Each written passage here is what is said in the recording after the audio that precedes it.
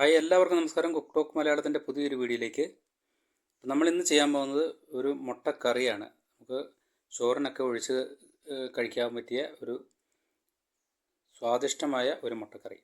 നമുക്ക് എങ്ങനെ തയ്യാറാക്കുന്നത് നോക്കാം. നമുക്കിതിന് ആവശ്യമായിട്ട് ഒരല്പം തേങ്ങ ചിരവിയത്, കുറച്ച് മഞ്ഞൾപ്പൊടി, ഒരു 10 ഗ്രാം പെരുംജീരകം, കുറച്ച് കാന്താരി മുളക്, കുറച്ച് ഉപ്പ്, ഇതെല്ലാം കൂടെ നമുക്കൊന്ന് മിക്സിയിൽ നന്നായിട്ടൊന്ന് അരച്ചെടുക്കണം. അപ്പോൾ നമ്മളിവിടെ മുളകിന് പകരം കാന്താരിയാണ് ഉപയോഗിച്ചിരിക്കുന്നത്. ഇത് നന്നായിട്ട് മിക്സിയിൽ അരച്ചെടുത്തു. നമുക്ക് സ്റ്റൗ കത്തിച്ച് ഒരു ചീനച്ചട്ടി അടുപ്പ് വെക്കാം. ഇതിലേക്ക് ഒരു 2 ടേബിൾ സ്പൂൺ വെളിച്ചെണ്ണ ഒഴിച്ചു കൊടുത്തു.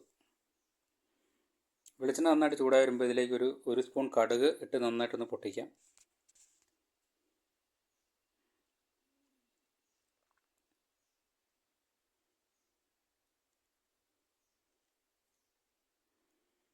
കടുകൊക്കെ നന്നായിട്ട് പൊട്ടി വന്നിട്ടുണ്ട്. ഇതിലേക്ക് ഒരു സവാള ഉള്ളി അരിഞ്ഞത് ഒന്നിട്ട് കൊടുക്കാം.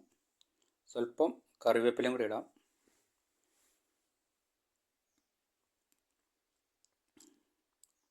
കുറച്ച് ഉപ്പും കൂടെ ഒന്ന് ചേർത്ത് കൊടുക്കാം.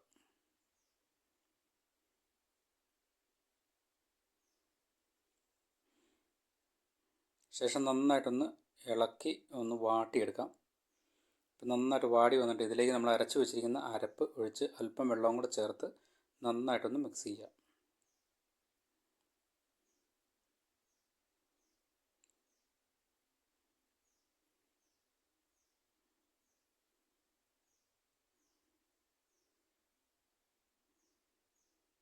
നന്നായിട്ട് മിക്സായി വന്നിട്ട് നമുക്കൊരു 5 മിനിറ്റ് ഒന്ന് മൂടി വെക്കാം. ഈ അരപ്പൊക്കെ ഒന്ന് പച്ചമണം മാറി ഒന്ന് ചെറുതായിട്ടൊന്ന് തിളച്ച് വരണം.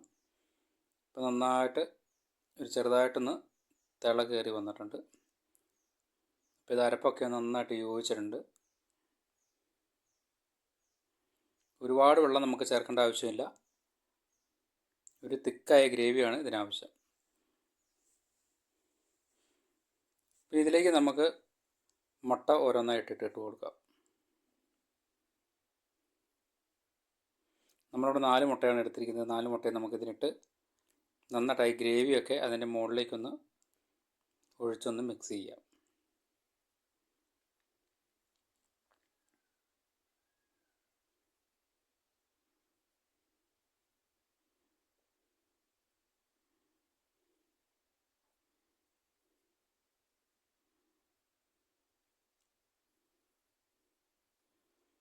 അപ്പോൾ നമ്മുടെ മുട്ടക്കറി പെട്ടെന്ന് തന്നെ നമുക്ക് തയ്യാറാക്കി റെഡി ആയിട്ടുണ്ട്. അപ്പോൾ ഇത് നമുക്കൊരു പാത്രത്തിലേക്ക് മാറ്റാം.